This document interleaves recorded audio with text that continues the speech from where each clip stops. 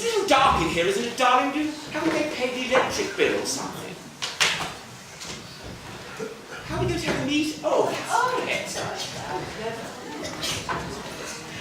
My fellow thespians, I thank you most heartily for attending this extraordinary committee meeting of the Panto Players in order that we may discuss our next production. Hang on, she's in the chair. She's supposed to say all that. Madam Chair, do I have your permission to hold the floor? As I was saying, I feel we need Hang on. We haven't had apologies yet. We've got to have apologies first. Are there any apologies? Yes. Paul can't make it again. He's in the US again on important business again. What is it this time? He's at the White House apparently judging a beauty contest. And what about Bernard Lorne Messiter? He's not here either. I haven't heard. Please, can we get on? There's no need to be like that, Larry. I was only saying. Oh, for heaven's sake! Hello. Hello. This is Bernard Lorne Messiter here.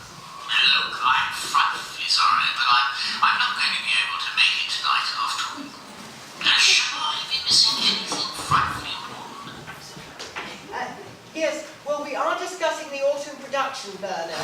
So, if you want to be in that, only you really ought to come along. The last production that you were in, you didn't attend a single rehearsal, and it was very unfair on Larry.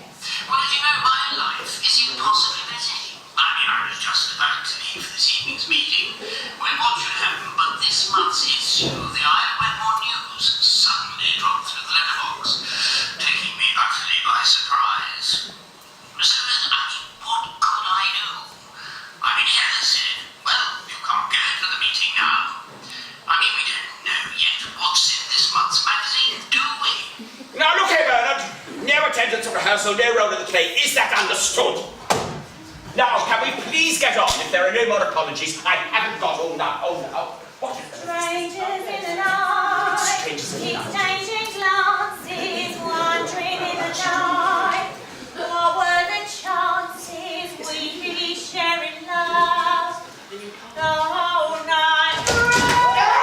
He's broken my leg! Oh, Captain!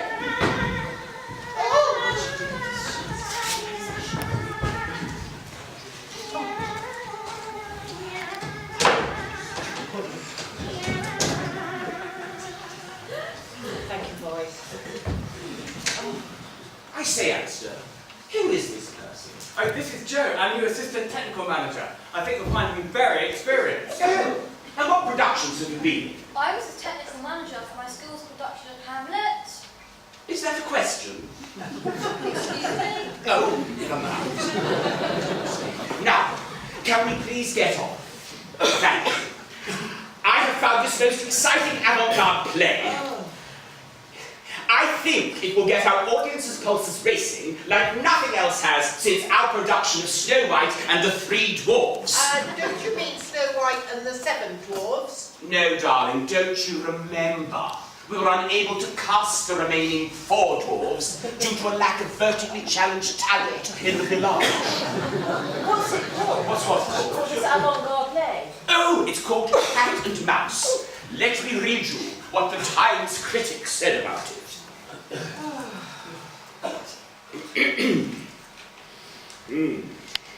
Where are you, Times critic?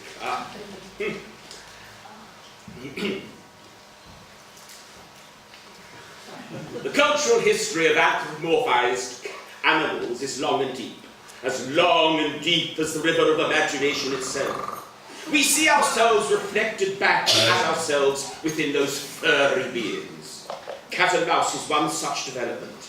Taking its germ from the great peddler of anthropomorphized cat and mouse tales, Mr. George Harriman, it proceeds in a zigzag line to the Gavat of human idiocy from We've our... done that one.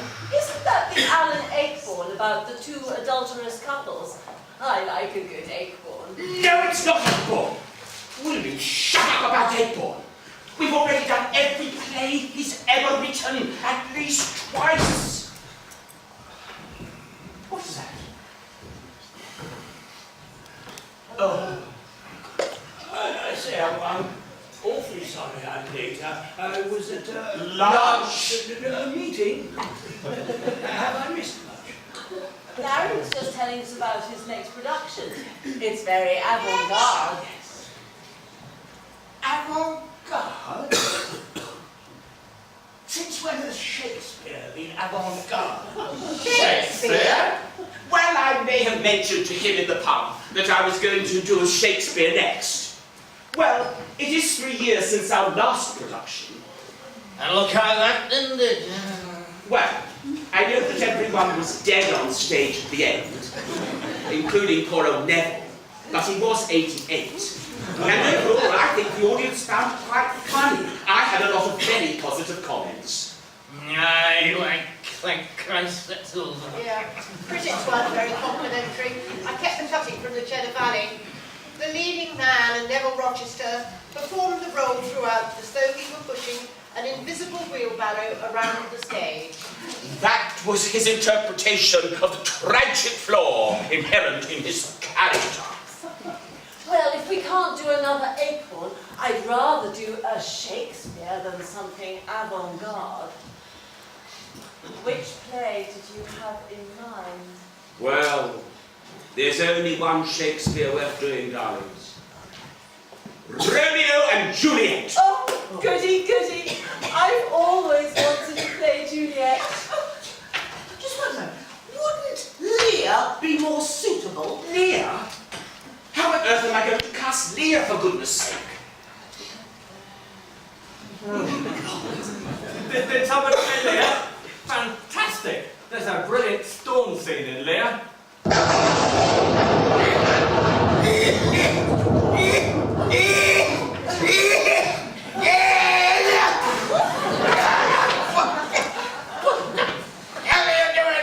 thought you were having a heart attack.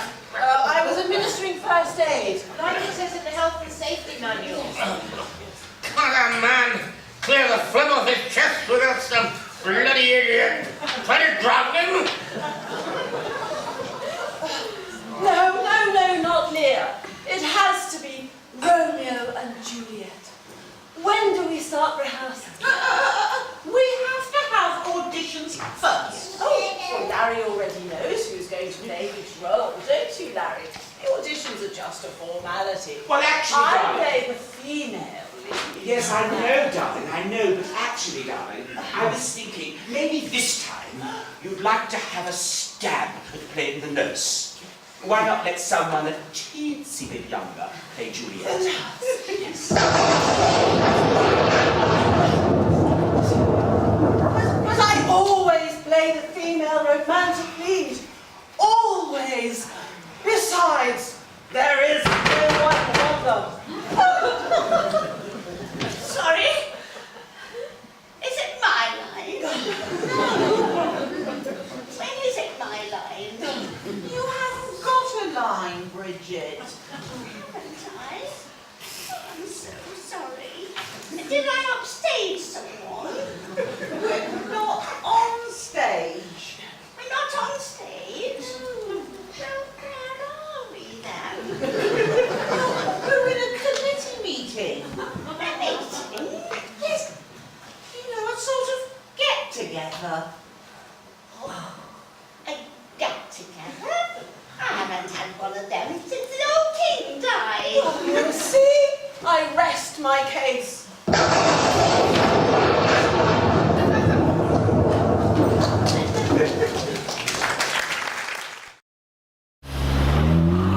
Next. I see we have another hopeful who's dressed up in costume for the audition. And what piece are you going to give us today?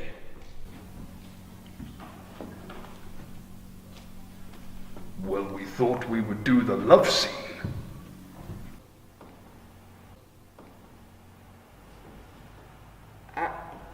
I see. I'm a little unclear. Was this the Romeo and Juliet love scene that you had in mind? Do we look like Romeo and Juliet? Oh, well, no, of course not. But why are you wearing these costumes then? It says here, a pair of Star Wars lovers. It's a pair of star-crossed lovers. And anyway, since when were Darth Vader and Princess Leia lovers? Can we please continue with the auditions? Next! Oh, who is this? Who is it? I'm playing Lance. Baby here is playing Crab. Oh, Yes. And what piece are you going to give us today? oh, it's a piece of Shakespeare. Oh, Shakespeare. Oh, well, I suppose you'd better carry on. I, the Crab, my dog, be the sourest natured dog that lives. My mother weeping. My father wailing. My sister crying. And the maid howling. And the cat wringing her hands. And all our house in great perplexity. Yet did not this cruel-hearted cur shed one tear. He is a stone, a very pebble stone. It hath no more pity in him than a dog. Stop! What possible relevance can this have for our production of Romeo and Juliet? Well, it says here the play is set in Verona. So I googled it and found the Two Gentlemen of Verona. It's a different Verona. You've used the wrong play. Our play does not have a role for a crab. I mean a dog. So, have you can't be a No.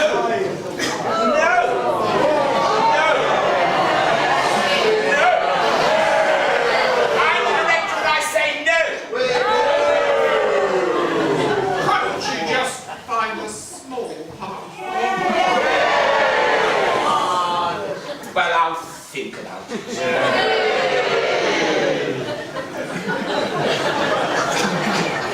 Next. Who's got the cafe? Oh, I've got it. Would you stop mucking around here? We're trying to finish. Stop that. Stop it at once. God's sake.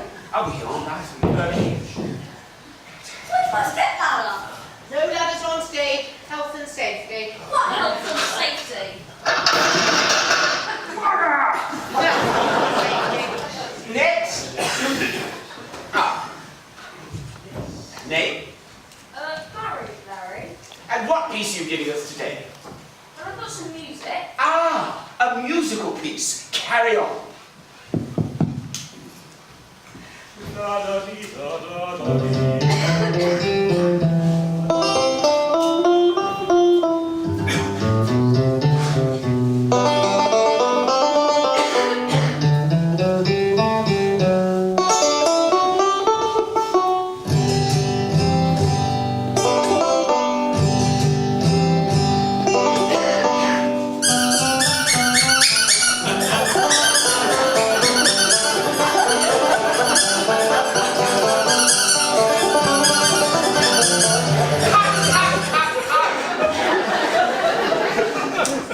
What in heaven's name was that?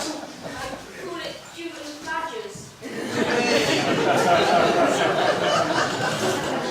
These badgers, I call them Darry and Harry, Larry. Barry, Gary, and Harry. Why? Well, it says here, some knowledge of dueling. Oh, good grief. Next!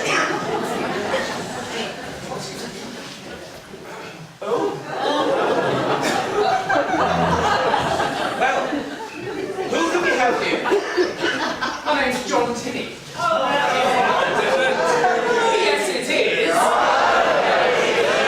yes, it is. Stop this at once. We're not doing a panto yet. And, what parts have you played? Don't tell me, let me guess. Well, I've played Romeo. Oh. Who for? The Royal Shakespeare Company, the National Theatre? No, Wedmore Theatre. Wedmore Theatre. Oh, well, that's obviously very impressive. Wedmore Theatre. How long ago? Well, it was 1997. Oh. 20 years ago. Oh, pity. Too old. Next! Does anybody have a Phillips screwdriver? A Phillips screwdriver, anybody? Larry, we're going to have to cut the scene where all the balloons come down onto the audience. Why? I haven't got the tool to bend the machine that blows the balloons up. Oh well. Larry, What? I do have a younger version of myself. Would he do? Well, I think he'll do very nicely. Absolutely. Next! Right. And what pieces have you played? Now then, I've done Juliet. Oh, how will it go? Oh well, now we're talking. Gotta be since Old King died. Oh, too old. Next! No, hang on a minute. Why? What about the kids? They go to acting classes, they're dead keen to learn. Yes, and what about that one there? How is he on the big soliloquies? Hey, isn't she the big daft lump? Come on, listen now. They must be coming in from Weston-super-Mare too.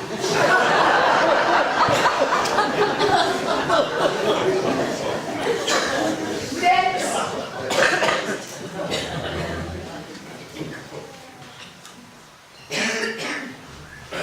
Next! Romeo, wherefore art thou, Romeo? Deny thy father, and refuse thy name, or, if thou wilt not, be but sworn my love, and I'll no longer be thy Abigail. Oh, Abigail, 'Tis but thy name that is thine enemy. Thou art thyself, though not a Montague. What's Montague? It is nor hand, nor foot, nor arm, nor face, nor any other part belonging to a man. Does anybody have my hammer? I need my hammer. Do you have my hammer? Here it is! Oh, no! That's which by any other name would say. And the balloons might fall down soon. Thank you so much. Oh, Abigail. Do you recognise me? Well, of course I recognize you, darling, by your stupendous voice and statuesque acting skills. But you do admit that this costume and hair make me look much younger. Oh, much younger, darling, much younger. Yet perhaps not quite 13 3/4, which is Juliet's actual given age. But I always play the female love interest. Listen, how about I do it like this? 'Tis but thy like name, tis thy like enemy. What's like Montague? It is like no hand, like no foot, like no arm. Abigail. Darling, I don't think that translating the bard into teen speak quite captures the essence of exactly what Shakespeare was trying to get at when he was writing these plays. But I always play the young female love interest. Always. Yes, and so you shall, darling, probably. But I have to get through these auditions first, just in case someone really young turns up.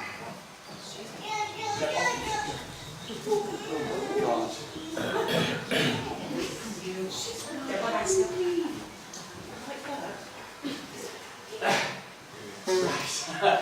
When you're ready, darling.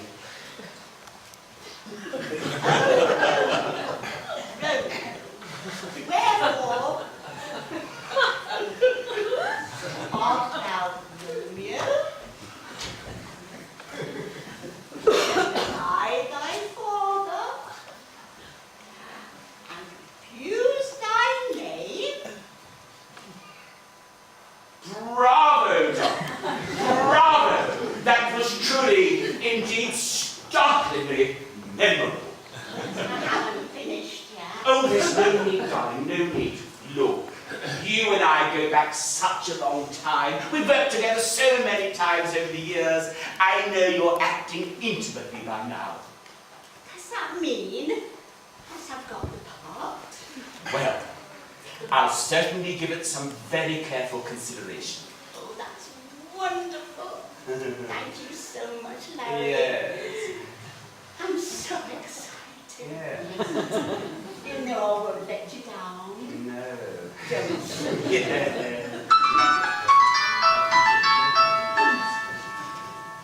Hello? It's Bernard Lord Messenger here. Is Larry there? Yes, Larry. I say, Larry, I'm frightfully sorry. I fully intended to come along to the audition, but I got a bit tied up. What is it this time, Bernard? Well, I mean, the most extraordinary thing. I was just leaving when Helen was seeing me off, and suddenly spotted a bit of mud on the moose scraper outside the front door. Well, you know how housebound she is. I said, can I leave it until I get back from the audition? I'm running a bit late. But she was adamant. You see, the garden is my department. And strictly...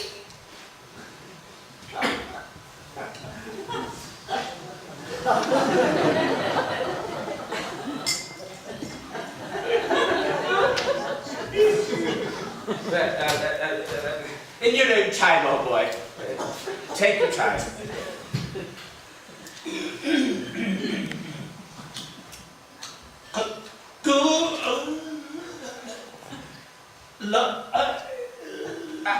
Well, we'll let you know. We'll let you know. That's more than you've got out for a long time.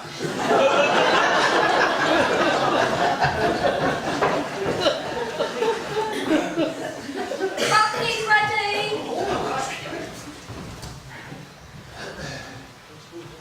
Splendid! Bugger!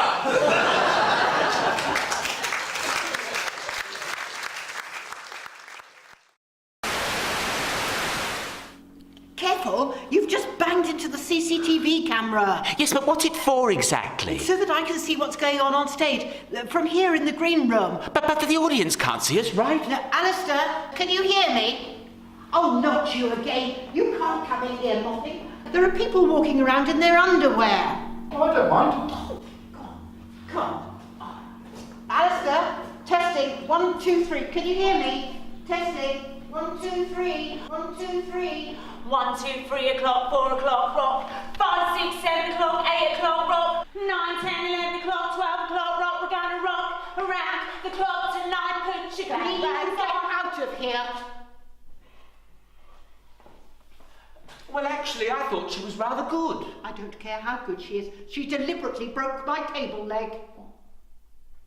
Right, now, we have very little rehearsal time left, so I'm afraid we're going to have to rehearse here, on stage, while the backstage crew are constructing the set and putting up the lighting and the sound, etc., etc., etc. So I will need everybody, and I mean everybody, to be absolutely focused. Yes, Larry. Has everybody learnt their lines? Yes, Larry. And Roger, are you going to stop drinking for me? Whatever makes you think I've been drinking for you? And Bridget, are you absolutely sure that you know your lines? Better than that. I've got them with me. And you'll be chorus. Are you speaking to me? Yes, you're the chorus. Well, where's the rest of it? The rest of what? The chorus. Darling, you are the chorus. Now, where's Bernard Lord Messenger? You know, he's supposed to be... Oh, he said, he can't come to this rehearsal. Something about Heather finding an ant in their bedroom. An ant? Just the one? Well, apparently, but you know what she's like. Anyway, why can't you stand it? It's because I want you to direct me. How can I have it? Alistair, can you hear me? Testing, 1, 2, 3. Now, I've explained, Alistair, you press to speak and then release when you want to listen. I can't hear you, Alistair. Testing, 1, 2, 3. Right, now what we need to do is when you want to speak, press the button. When you want to hear my reply, release it. Press to speak, release to listen. Margaret! Alistair! You being stage manager, I thought you were supposed to be prompt. I think she's going to be both. Yeah, Alistair, I can't hear you. Right. Well, obviously got out of the way. Now. Practice my lines. Be plain, good son, and homely in thy drift, riddling confession finds, but riddling shrift. How am I doing? Well, darling, of course, your interpretation of the role is magnificently rich and perceptive. But you've learnt the part of the friar. I thought you said you wanted to play the nurse. Did I? You did. Well, if I do play the nurse, can I use these lines now? I'll seriously give it some thought, darling. I really will. Go and have a hot Horlicks. Did you tell me how old she was? Partly. Well, you know, she used to be a striking beauty in her youth. You said it. She hit me twice. Well, I do remember you said she looked like a breath of spring. No, I didn't. What did you say? I said she looked more like the end of a hard winter.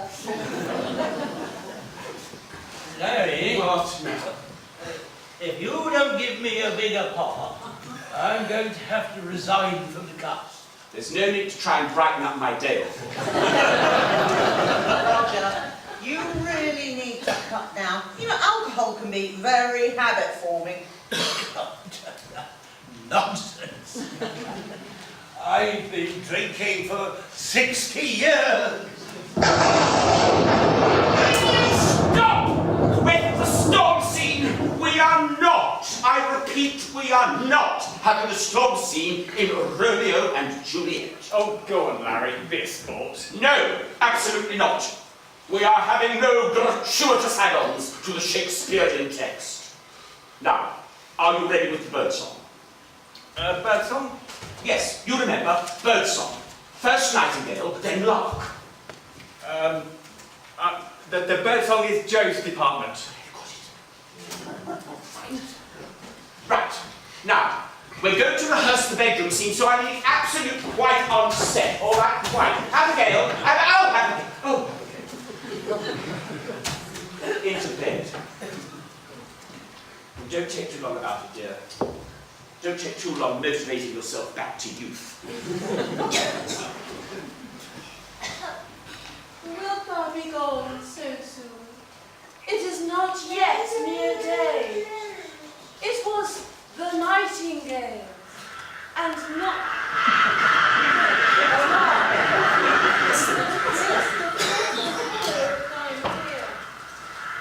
nightly she sings in yon pomegranate tree. Believe me, love, it was the nightingale.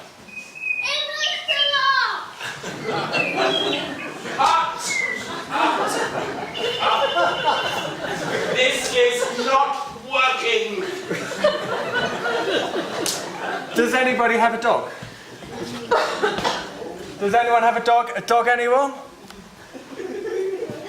Larry, we need to cut the scene with the naked dancing dog. Why? I've asked the audience, and they think that the text would be a gratuitous, the nudity would be a gratuitous add-on to the Shakespearean text. I accept that it makes a rather unusual love story, but I thought we could promote it along the theme of opposites attract. That's the problem, darling. I fear there's too much opposite and not enough attraction. No. We're going to have to rethink our whole theme, otherwise the play will descend into slapstick.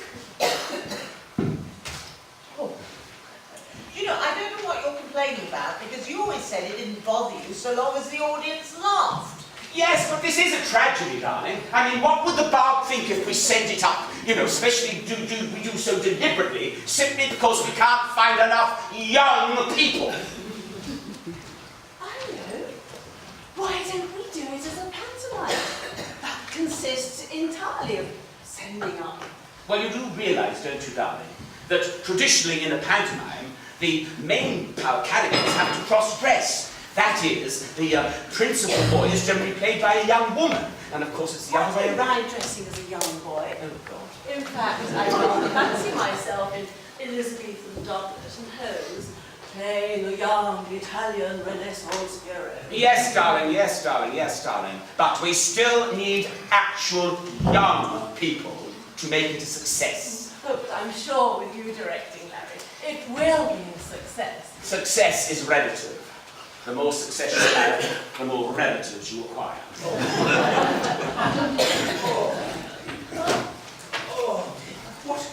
What's the matter, old boy? I thought I told you to confiscate his hip flask.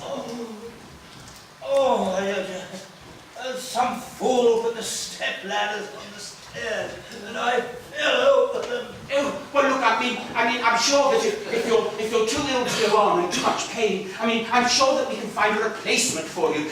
There must be someone in the audience who has some knowledge of acting and hasn't had a skin full. No, I'll be all right. It's nothing that a healthy 50-year-old body can't recover from. The reason why so many 50-year-old men have so many aches and pains is they're actually 60.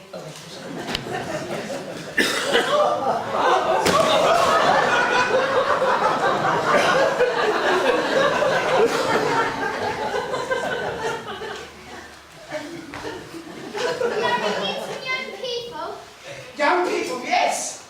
Will these do? Where?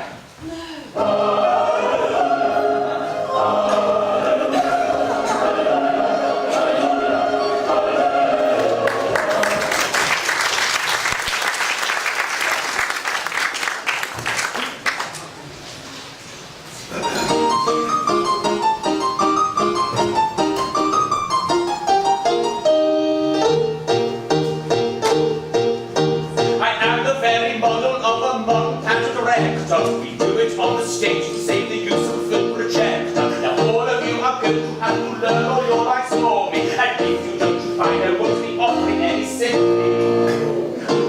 I'm very well acquainted too with all matters theatrical, including sound and light and all that other stuff electrical, about design of costume, set and musical accompaniment.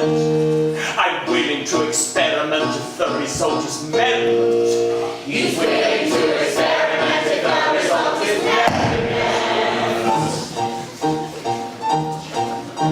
I will always pursue the very best effects comedical, at the risk of landing backstage brewing problems orthopedical. To make the audience laugh out loud is our noble mission. But now goodbye, because it's time for our short intermission. To make the audience laugh out loud is our noble mission. But now goodbye, because it's time for our short intermission.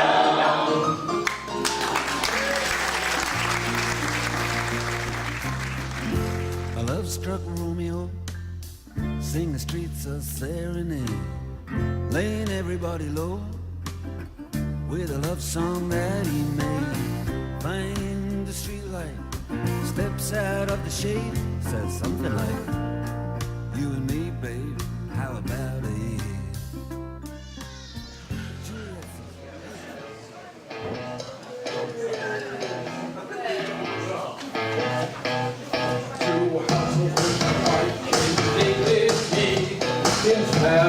Where we lay our seed, from ancient grass breaking the mutiny, where civil blood makes civil and unclean. Fa la la la la la la la la,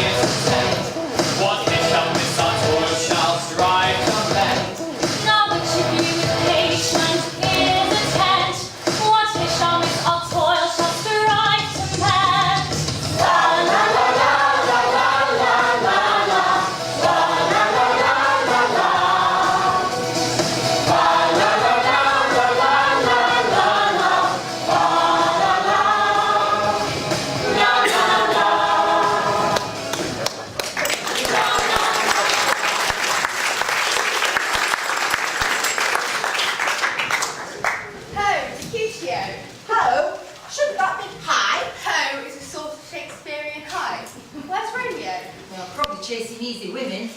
An easy woman? Is that one who has the morals of a man?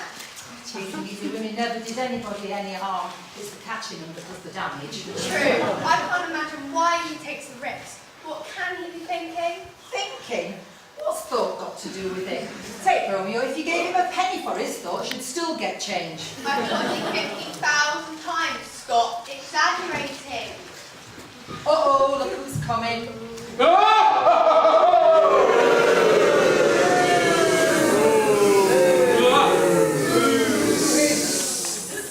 Home. Again with this hoe. Ho Capulet. This conversation's really going somewhere now. Get in, who does he think he is? Parish council. I suppose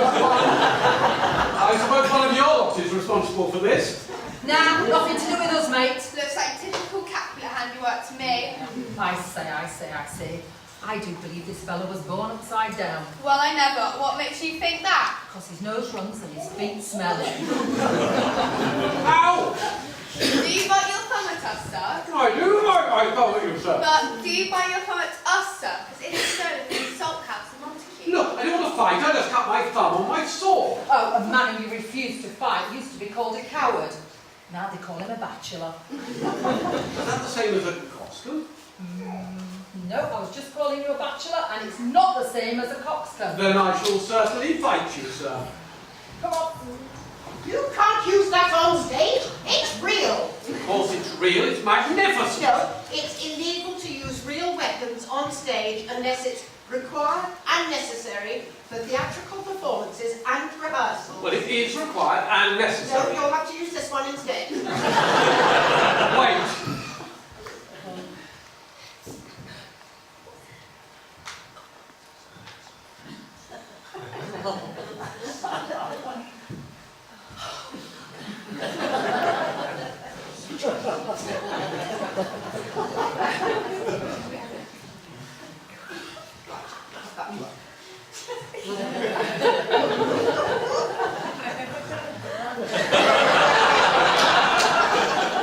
And no more of your health and safety nonsense. Now, where was I? Oh! On guard. My friend here deals with all that sort of stuff. What friends? It's kind of I, your friend. Benvolio, stop mucking about. A friend in need is a friend to avoid. But our arms. Me too, improvise.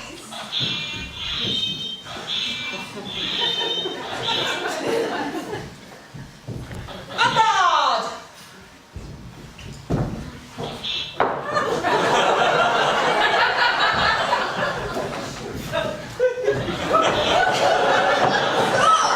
Nothing left for lunch. Lunch? Anyway, I forgot to mention, the prince has declared fighting with swords illegal in Rome. Yeah, but what about fighting with bread? Quick! You need to break this up. The prince is in the neighborhood. You'll all be arrested. I can't make it.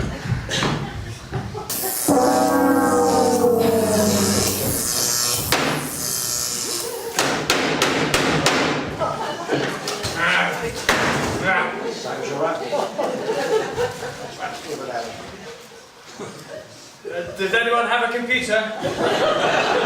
George looks very Yes, yeah. Does anyone have a computer? Yep. Oh, what have we got? What have we got? Oh, thank you. Oh, hang on. No, that's an iPad. I want a proper computer. Oh, there's the iPad. Here we go. Fantastic. Thank you very much. Hey, what were you doing having a computer out during our performance?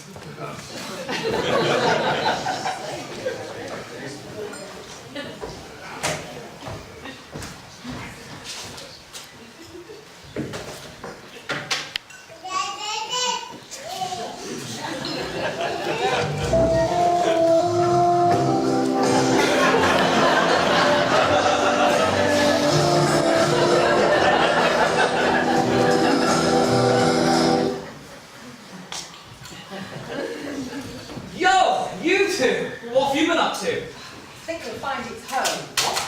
Not yo, but ho. Yo, ho, ho, what difference does it make? What on a rock? Pretend you think Russell. What? You did ask what we've been up to. Oh, great. What's for lunch? Some sliced baguette. And We've got some cheese and salami. Listen, I'm going to get Crash the Capulets party this evening. The Capulets? But we hate the Capulets, they're our sworn enemy. And besides, I'm not in the mood for partying. Hey, I hear there's going to be some easy women there tonight. Done with easy women. There's only one woman for me now. Who? Rosaline. I'm madly in love with Rosaline. Does she love you back? My back? So ask me no more what it is that ails me so, for 'tis God's love. What love?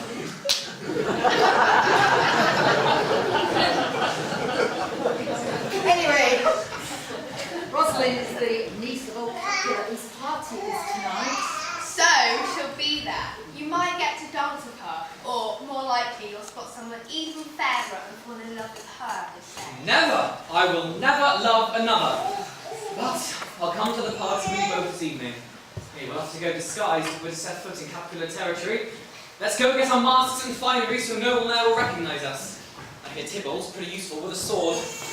Tybalt? Useful with a sword? I think not, because, why, I've heard he uses it more like a bread knife than a deadly weapon. In fact, if I saw him now, I'd bite my thumb at him.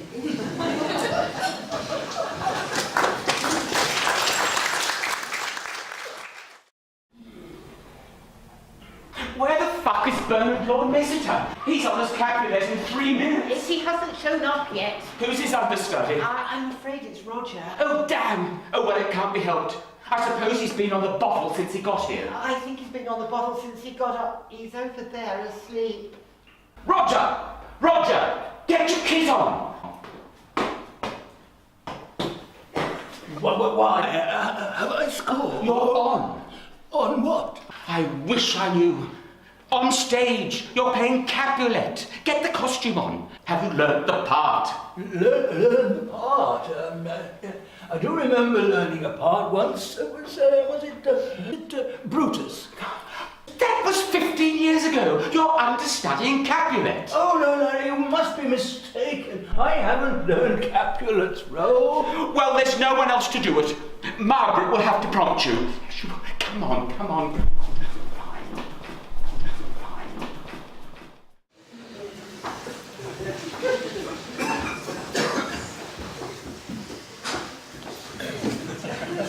What say you, sir? Will you consent to my marrying your daughter, Juliet? It seems to me that it's time she took a husband. She's not yet 14. As I say, it's high time. She's not yet 14. I don't quite get your point.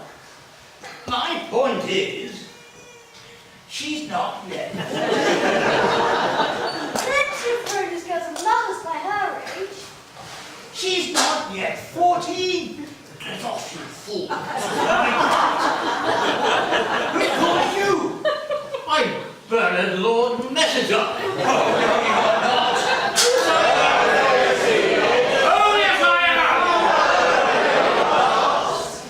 Oh, yes, he is. Stop messing about and get on with it. Who is that fellow? I've never seen him before in my life. He doesn't even know my life. And all of them ruined by the time they're 18. Oh well, it can't hurt for you to meet her at least. So we can find out whether the two of you actually like each other. What? It's your life, say splendid. Splendid. I'm holding a party here tonight which will be attended by all our family and friends. You better come along and meet my daughter, my wife, and other family members. This isn't Shakespeare! Who wrote this rubbish? Right, now it says, what do you count it? That's right, yeah. Exit stage right. Off you go, go, shoot. Oh. Smaller all the time. That's right.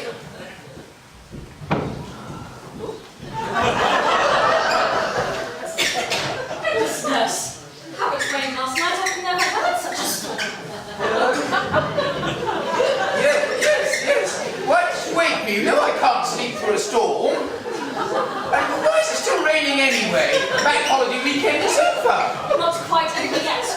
For my father is to hold a party here tonight. And there will be much dancing and merriment. Yes, yes, and I've heard that he has a plan to find you a husband. And that one of the ones at the party is the one he settled on for you. Which guest? The County Paris. County? What kind of a name is that? Why are you looking so pleased? I thought you hated husbands. Well, I certainly hated all of mine. How many have you had? Well, I've had 3. First was the worst. After our honeymoon, he said he felt like a new man. I said I did too.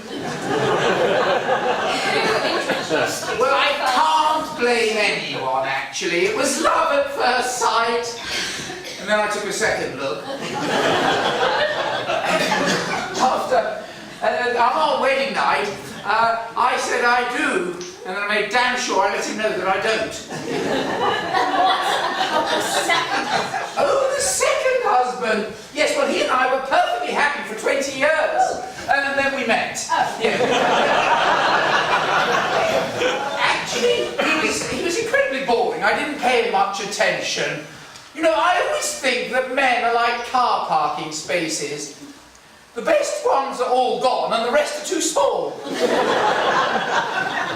about the third one? Oh, third one, I had terrible luck with him. My best friend ran away without him. He was just plain stupid. Born on the 2nd of April, a day too late. Really, nurse, I don't believe you can find all men totally stupid. Well, consider this, my girl. Diamonds are a girl's best friend. A dog is a man's best friend. Which is the dumber sex? So, what about this county? Does he come from a good family like I do? Well, now his parents had 4 sons before he was born. The first was a banker.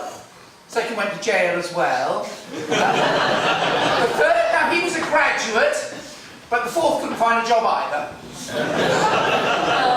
Now you're just being I know. Come on, Long. We need to get you ready for this party. If I don't have you look your prettiest and your finest, your dad will have my guts for garters. Oh, while I think of it, don't go eating any of those fattening little appetizers at the party. What are appetizers? Those are the little things you keep on eating till you lose your appetite. Come on.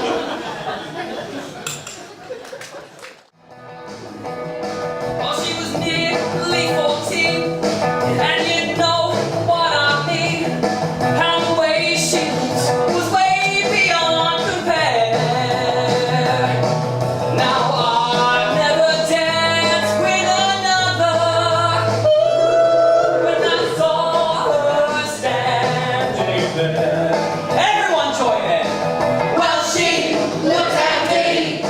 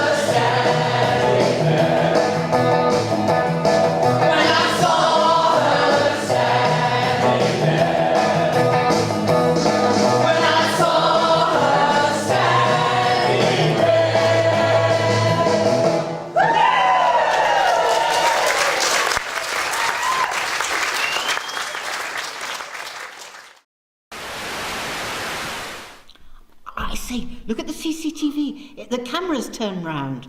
But they can't see us, right? No, but we can see who's in the audience. Yes. I say, who's that man over there that looks like a chimpanzee? Where? There. Oh, you mean sitting next to the woman who looks like a horse? Yes. Aren't they the parents of the child that was in the last panto? You know, the one who looked like a cross between a horse and a chimpanzee? And who's that horrible person over there? That is one of our front of house people. Oh, well, in future, I think next time he better be rather back of house. Really, Larry, I do think that's a No, who's that person there? That's Wayne. Oh. Thank goodness they can't see or hear us. Well, I know.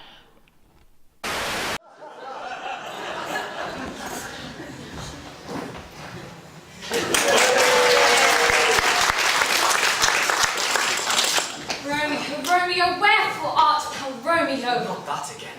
It's why, not wherefore. Ho, who's there? Go with the ho. 'Tis I, love, Romeo. Romeo, oh, be some other name. What's in a name which we call a rose by any other word that smell as sweet? Juliet, I just had to see you again. Did you climb over that high waterfall to get here? Yeah. It was certainly a very high. Juliet, where are you? Juliet! Dear Romeo, if your intentions are honourable, that is, you're proposing marriage, then I shall send you a messenger tomorrow morning, and you can tell him when and where we can be wed. And I will give my whole self to you and follow you to the ends of the earth. Juliet, where are you, child? Do you swear to love me always? No, I usually swear to show that I'm angry. How you teasing? No, you say goodbye first. No, you. You. You! I'll send a note with the time and place of our wedding. By 9 o'clock tomorrow morning, I promise. Good night. Good night. Parting is such sweet sorrow. I'm coming now, nurse! Don't forget to write. I'm unlikely to. It's a basic skill. He'll arrange to marry us in secret.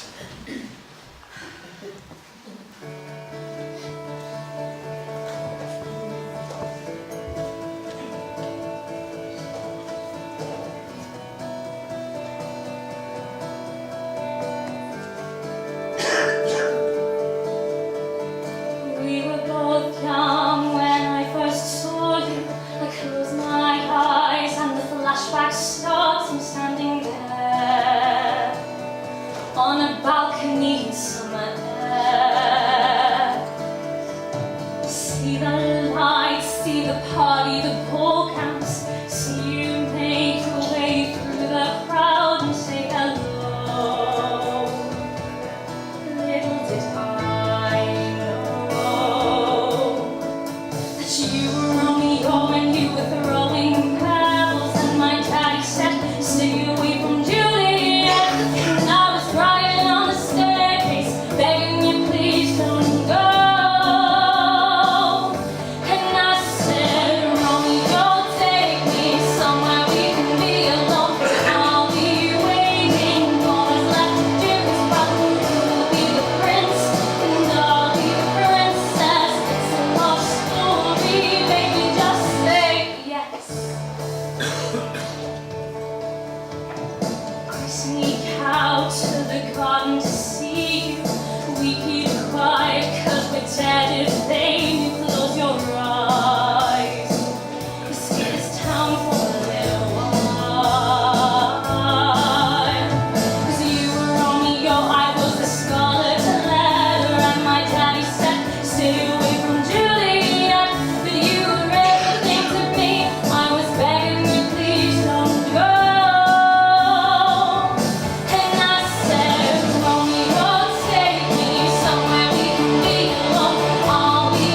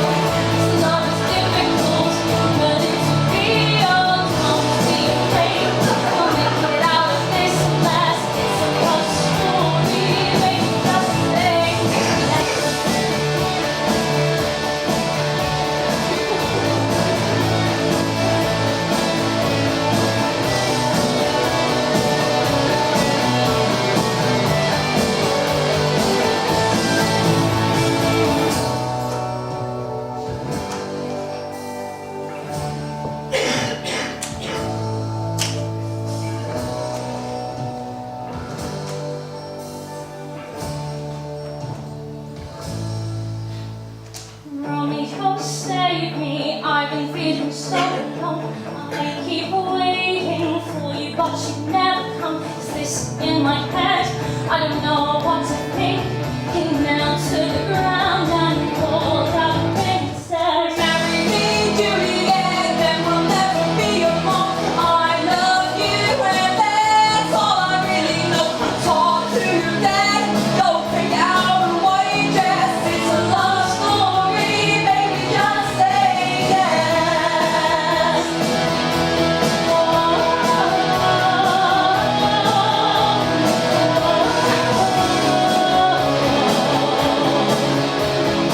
We were both young when I first saw you.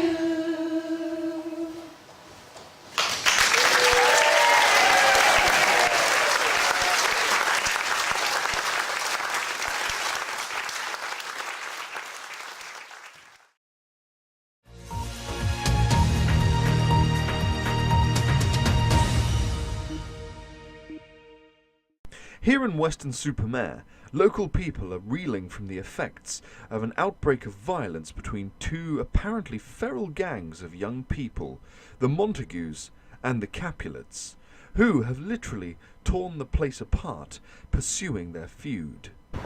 It were horrible. They was all up and down the seafront. One of them even drove over the road sign with his motorbike.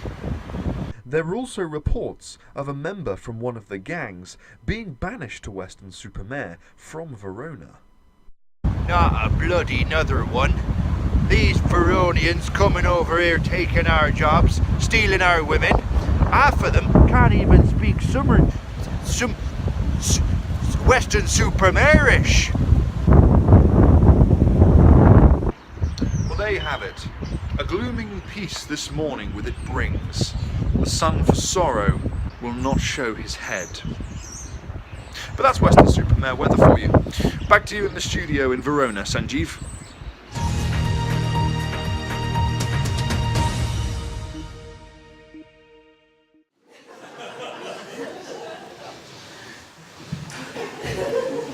Ah, this is marvellous stuff.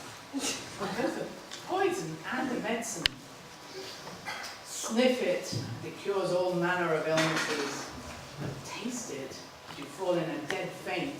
In fact, it will seem you actually are dead. So slow will be your breath and circulating blood. Oh, yeah, you're actually early this morning. You've actually been to bed. What have you been up to? I think I'm in love, Father. Well, if you think, you can't be. Well, I'm definitely in love then. Oh, not again. Still Rosaline? Oh no, she's long forgotten. I'm in love with Juliet now. The daughter of Capulet, your family's sworn enemy. This can hardly end well. It will end, we hope, with our marriage, if you agree to perform the ceremony. Oh, we love each other, Father. There you are, young man. She's searching all over Verona for you. Well, my mistress wants to know when this friar is going to marry you. Nice of you to call, good nurse. How are you? Yeah, well, I'm in perfect health, obviously. The only thing harder than my muscles are my arteries. but don't think I'm going to pray with you, Father, because you know I'm not at all religious. And anyway, I think that some unexpected prayers make God nervous. Dear lady, you must surely believe that Jesus saves. Yes, well, these days he's probably the only one who can afford to. In my view, religion is just man's attempt to communicate with the weather. Rest a while here, nurse. I must admit, I'm surprised to see you so eager for your mistress to be wed with such haste. You're known in Verona for disliking the institution of marriage. Yes, well, marriage is much I do about nothing. But it does secure the chastity of the young people. Chastity is its own punishment. I was certainly glad to see the back of all my husbands. All's well that ends, I say. I say that marriage is a fine institution. Well, who wants to live in an institution? Well, changing the subject, good nurse. The last time we met, you were embarking on a diet. Tell me, was it successful? Well, that's a rather cheeky question, Father, but since it's you, I'll answer. Currently, I'm on a seafood diet. Oh. Yes, I see food and I eat it. Come on, you two. Can we please get on with the marriage arrangements? Time is passing, and I'm impatient to wed my Juliet. Yes, well, time waits for no man. Stand still for a woman of 50. What time shall I tell my mistress to come to the friars for the wedding? This afternoon. I'll send my man to your master's house within the hour with a rope ladder to help me climb up to her balcony later, ready for our wedding night. Good plan.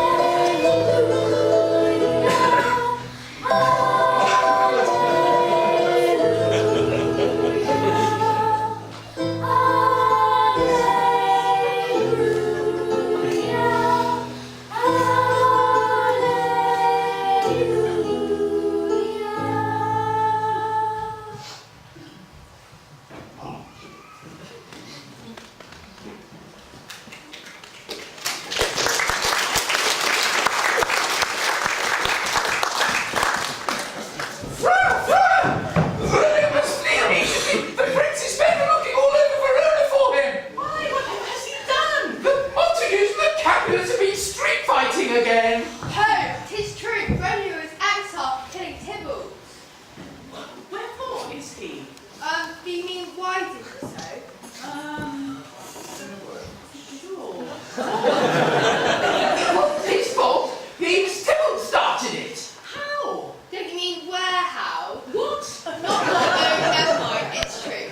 First Tybalt killed Mercutio, whose only offence was the way we could get his expense. Yes, well, it was a bit stale. Whatever, so Romeo kills Tybalt, Yes, but only to stop Tybalt from killing him. then Samson kills Gregory, Yeah, who nobody has ever heard of. So then Balthazar kills Samson. who definitely had it coming to him. Then Abraham kills Balthazar. Yes, and then the two gentlemen of Verona killed each other. Yes, that bit was a right little drama.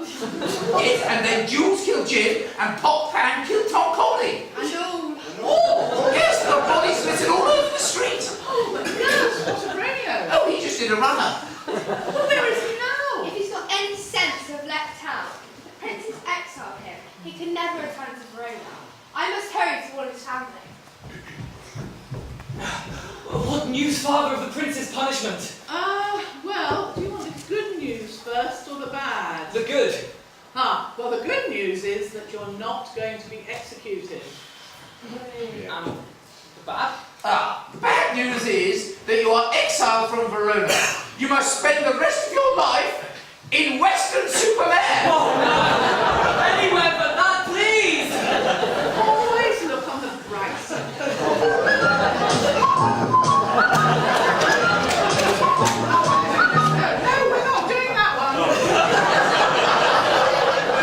Before you depart into exile, you are to go to Juliet's bedchamber to spend one night with your new bride. But you must be gone at dawn because the prince's men will be looking for you from first light. Here, she sent some rope so that you can shimmy up and down her balcony.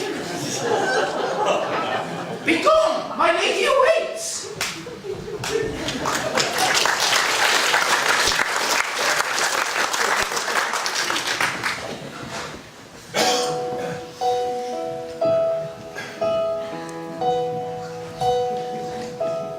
No, I can't forget this evening, for your face as you were leaving. But I guess that's just the way the story goes.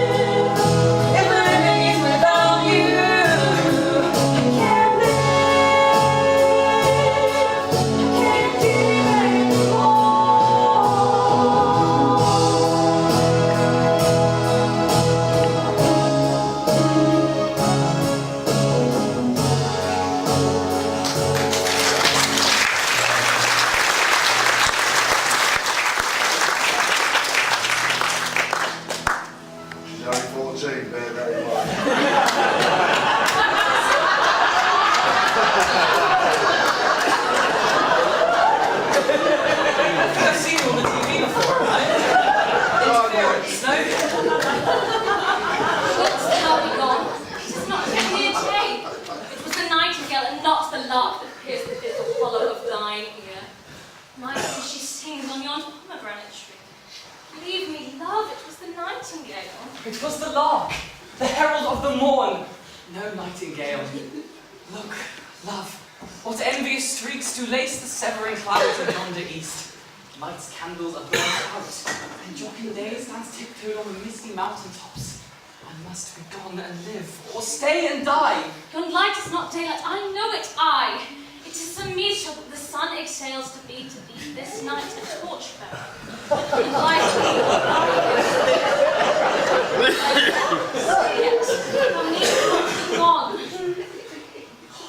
Let me be ta'en! Let me be put to death! I am so thou wilt have it so. I say yon grey is not the morning's eye. It is but the pale reflex on Cynthia's brow. Nor that not the note, the lark whose notes do beat the vaulty heaven so high above our heads. I have more care to stay than will to go. Come, death, and welcome! Juliet wills it so. How is my love? Let's talk. It is not day. It is. Hie hence, be gone, away. It is the lark that sings so out of tune, straining harsh discords and unpleasing sharps. Some say the lark makes sweet division. This does not so, for she divideth us. Now be gone, more light and light it grows. More light and light, more dark and dark our woes. Thou art so lovely. Yes, I know I am. Not you.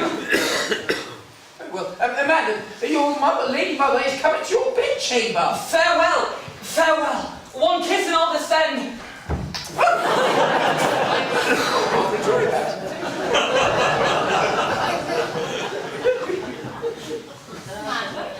I'm not well. Oh, still weeping and wailing over Tybalt's death. Now, no more of this. You need to cheer up. Now, your father here has some very good news. Yes, rejoice! For tomorrow we are going to celebrate your wedding next Thursday to the dashing County Paris. And the good news is? What? Ungrateful wretch! Do you refuse such a fine husband? Father, I beseech you, I cannot marry the county. Nonsense! You will obey my order, or I will throw you out of this house and cut you off without a penny. Mother, do not force me into this marriage. My bridal bed will be as cold as Tybalt's underground tomb. Cold underground tomb? That's a bit cryptic. Now, enough of this. You shall be married to the county next Thursday. I'll send for the friar. He'll know what to do. And, well, if he can't help, I'll kill myself.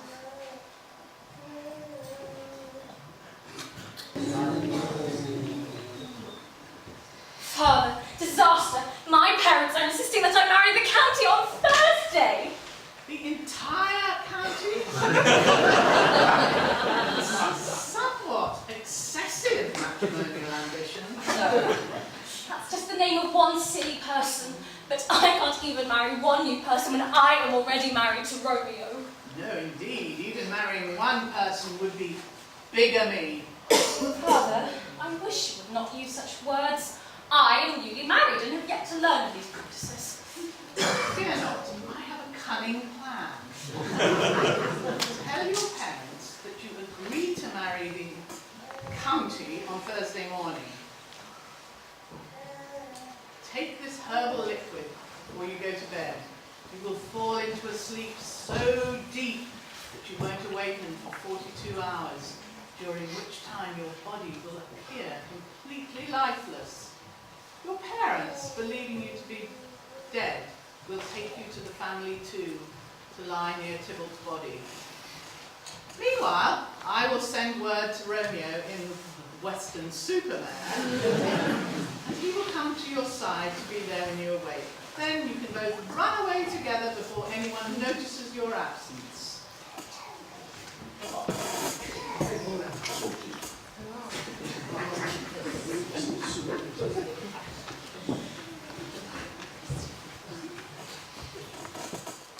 Well, June, get it down here.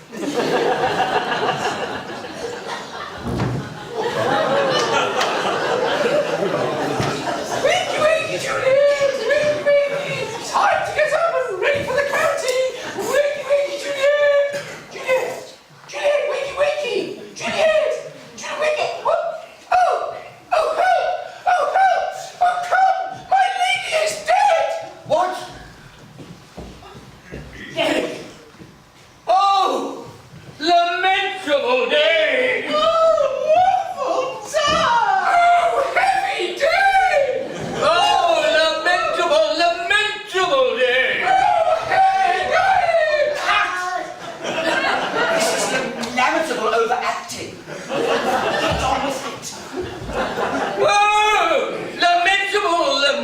Oh, lamentable day! I think you'll find it's pronounced lamentable. Happy, woeful, lamentable day! Yes, she does appear to be dead. You must convey her with all speed to your family tomb, where she can lie with Tybalt. That is, not exactly lie with, more rest in peace alongside. Does that mean that all that money that I spent on a wedding feast won't go to waste? Because we can use it for a funeral feast. Exactly. Fair enough then. I'll away and fetch the undertakers. Oh, heavy day. Oh, woeful day. Oh, lamentable day.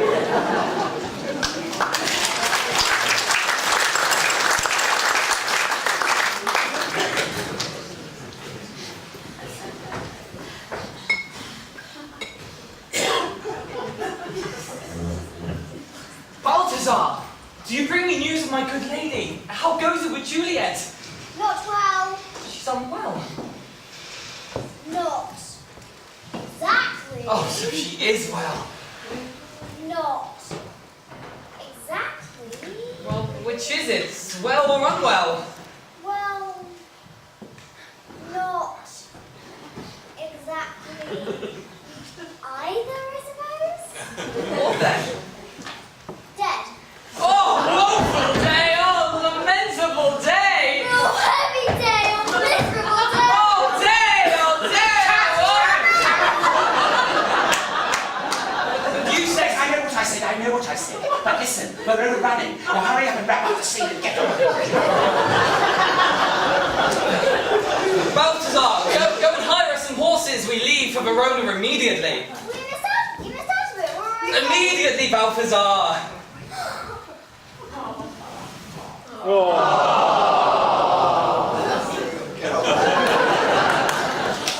Now, where was I? I seem to remember that there's an apothecary that just happens to live on this very neighbourhood.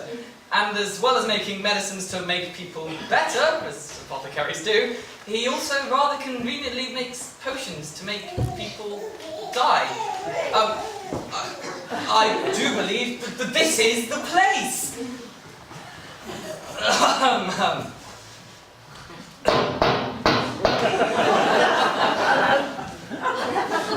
Was someone knocking? What do you want? Or would it be poison by any chance? I happen to have concealed about my person the very thing you're looking for, young sir. Cider? Drink one pint of this and you'll drop down dead. A pint of cider? That won't kill me. I think you'll find it will. It will. Wilkins. The legendary. Oh, indeed, the legendary cider that kills with one pint. Unless, of course, you're a regular inviter, in which case, it may take several. Thank you. Thank you, my good man. And now I must take my leave. I must fly to my Juliet's side. Oh, yes, that stuff will make you fly, all right.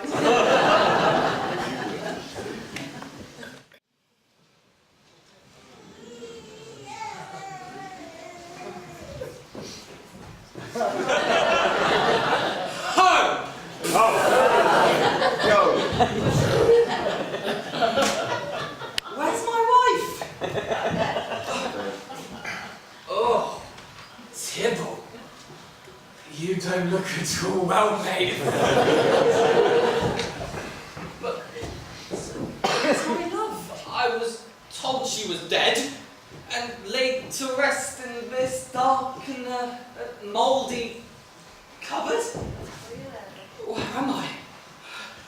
And why is Tybalt here? I thought to find Juliet! Oh, my love, my wife. Lips owe you the doors of breath. Sealed with righteous kiss.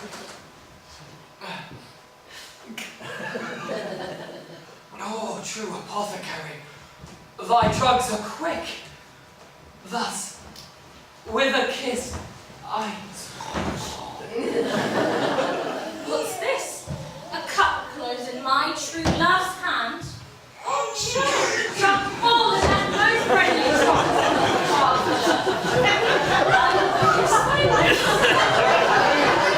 poisoned off yet hound them to make me die with a restorative.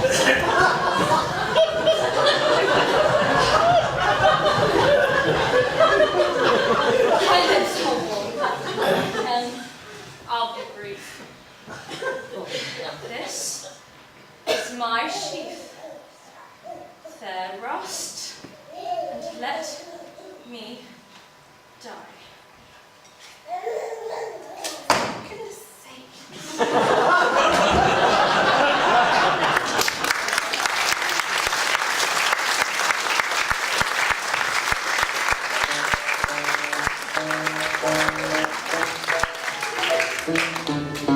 Love me, say that you love me. Fool me, go on and fool me. Love me, say that you love me. Leave me, say that you need me. So I cry, and I pray for you to love me, say that you love me. Leave me, say that you need me. I don't care about anything but you.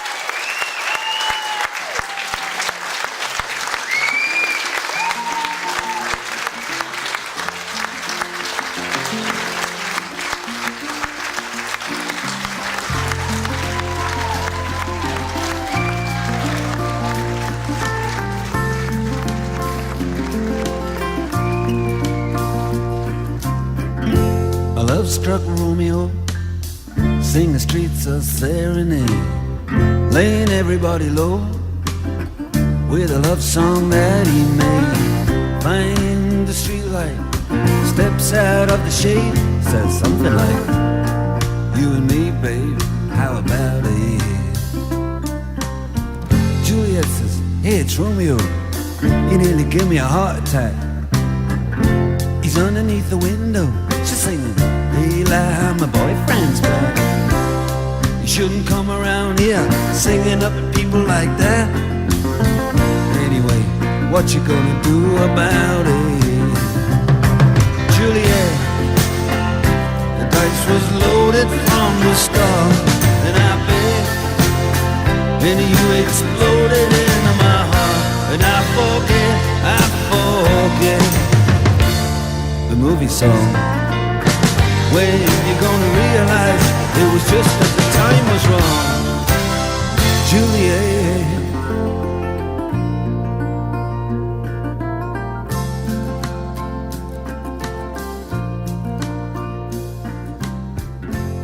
Come up on different streets, they both were streets of shame, both dirty, both mean. Yes, and the dream was just the same.